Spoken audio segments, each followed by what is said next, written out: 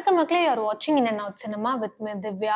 இப்பல்லாம் தியேட்டர்ல ஒரு படம் ரிலீஸ் ஆகுறதே பெரிய போராட்டமா இருந்ததுன்னா, அந்த படம் வந்து பார்த்தீங்கன்னா, உண்மையாவே நல்லா இருக்கா? இல்லையா? அப்படின்றதெல்லாம் பல ரிவ்யூஸ் பார்த்ததுக்கப்புறம் தான் வந்து மக்கள் தியேட்டருக்கே போறாங்க. அப்படி வந்து பார்த்தீங்கன்னா, ஒரு நல்ல படத்த என்னைக்குமே மக்கள் வந்து ரசிக்க தவறுனதே கிடையாது அப்படின்றதுக்கு, இப்ப இன்னொரு படமும் வந்து எக்ஸாம்பிளா மாறியிருக்கு. என்னதான் இந்த படம் வந்து தியேட்டர்ல அந்த அளவுக்கு வந்து ஓரளவுக்கு மட்டும் தான் ரீச் கிடைச்சது அப்படின்னாலும், இப்ப ஓடிடில ரிலீஸ் ஆனதுக்கப்புறம் ஏகப்பட்ட வரவேற்பை வந்து இந்த படம் வாங்கியிருக்கு அப்படின்னு சொல்லலாம். அது என்ன படம்னா, விக்னேஷ் கார்த்திக் அவரோட டைரக்ஷன்ல ரீசென்ட்டா வந்து ரிலீஸ் ஆயிருந்த ஹாட்ஸ்பாட் மூவி.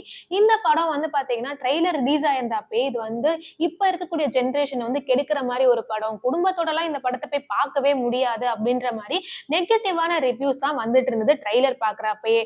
அப்பயே வந்து டைரக்டர் விக்னேஷ் கார்த்திக் என்ன சொல்லியிருந்தாருன்னா, இந்த படத்த நீங்க போய் தியேட்டர்ல பார்த்ததுக்கப்புறம் உங்களுக்கு உண்மையாவே இந்த படம் புடிக்கல அப்படின்னா என்ன செருப்பால கூட அடிங்க அப்படின்ற மாதிரி ரொம்ப ஓப்பனா வந்து பாத்தீங்கன்னா சொல்லியிருந்தாரு. ஸ்டில் வந்து பாத்தீங்கன்னா இந்த படம் தியேட்டர்ஸ்ல வந்து ஓரளவுக்கு ரீச்ச வந்து வாங்கியிருந்தது அப்படின்றதுல எந்த ஒரு டவுட்டுமே இல்லை.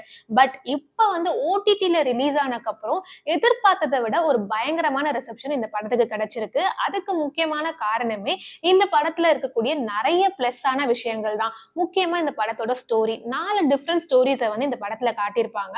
முக்கியமா வந்து பாத்தீங்கன்னா டிஃப்ரெண்டா காட்டியிருக்காங்க அப்படின்றதுதான் வந்து இந்த படத்தோட பிளஸ் பாயிண்ட். ஒரு பையன் வந்து பாத்தீங்கன்னா தாலி கட்டிக்கணும், அவர் வந்து வரதட்சணை கொடுக்கறது அண்ட் பொண்ணு வீட்டுல போய் ஒரு மாசம் தங்குறது அப்படின்னு இந்த மாதிரி விஷயங்களை வந்து பாத்தீங்கன்னா புதுசா காட்டியிருப்பாங்க.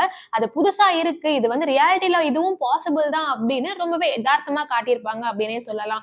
அது மட்டும் இல்லாம ஒரு ரிலேஷன்ஷிப்ல இருக்கும் போது ஒரு பையன் வந்து ரொம்பவே தப்பான ஒரு விஷயத்த பண்ணிட்டு இருக்கான் அப்படின்னு தெரிஞ்சக்கப்புறம் அந்த பொண்ணு வந்து என்ன மாதிரி டெசிஷன் எடுப்பா அப்படின்றதையும் வந்து ரொம்ப யதார்த்தமா காட்டியிருப்பாங்க. ஸ்டில் அதுக்கப்புறம் வந்து பாத்தீங்கன்னா ஒரு பையன் வந்து எத்தனை பொண்ணு கூட வேணா படுக்கலாம், அது தப்பே கிடையாது. ஆனா ஒரு பொண்ணு ஒரு பையன் கூட படுத்தா அது உலகமாக தப்பு அப்படின்ற அந்த ஒரு விஷயத்த வந்து ரொம்ப யதார்த்தமா வந்து என்ன ரியாலிட்டியோ அதை வந்து பாத்தீங்கன்னா ரொம்ப அழகா சொல்லியிருப்பாரு டைரக்டர்.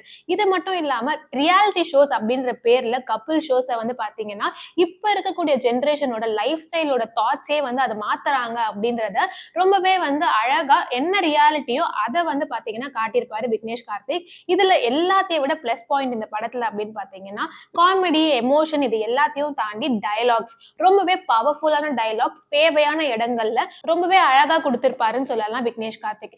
இந்த அளவுக்கு வந்து பாத்தீங்கன்னா ஒரு டிஃப்ரெண்டான மூவி அண்ட் வந்து இந்த படத்துல இருக்கக்கூடிய விஷயங்கள் எல்லாத்தையுமே வந்து ரொம்ப யதார்த்தமா ரொம்ப ரியாலிட்டியோட இதுல நடிச்ச எல்லா ஆர்டிஸ்டுமே வந்து பாத்தீங்கன்னா எந்த அளவுக்கு தேவையான நடிப்பு வேணுமோ அந்த அளவுக்கு தேவையான நடிப்பை கொடுத்திருப்பாங்க.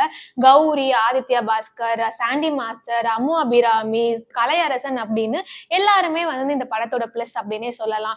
இந்த அளவுக்கு வந்து ஒரு ஹைப் கொடுத்த படம் இப்ப வந்து ரீல்ஸ் அண்ட் வந்து ஸ்டோரிஸ்ல வந்து தெரிக்க விட்டுட்டு இருக்குன்னு சொல்லலாம் இந்த ஹாட்ஸ்பாட் மூவி.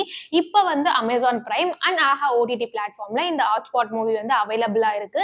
நீங்க இன்னும் இந்த படத்தை வந்து பார்க்கல அப்படின்னா கண்டிப்பா வந்து ப்ரெஃபரபிள் மூவி தான் இந்த ஹாட்ஸ்பாட் மூவி.